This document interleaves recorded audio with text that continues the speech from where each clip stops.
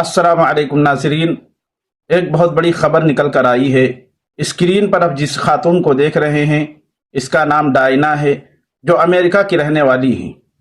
ये पहले ईसाई बायोलॉजिकल साइंटिस्ट थी जो कुरान पर रिसर्च करती थी, लेकिन अल्हम्दुलिल्लाह कल इन्होंने इस्लाम कबूल कर लिया है। इनके साथ में इनकी 2 बेटियों ने भी इस्लाम कबूल कर लिया है।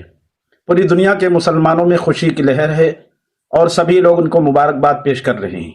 अल्लाह ताला इनके ईमान लाने को कबूल फरमाए। आइए देखते हैं वो खुशनुमा मंजर जब इन्होंने इस्लाम कबूल किया है। अशहदु अशहदु अल्ला इलाहा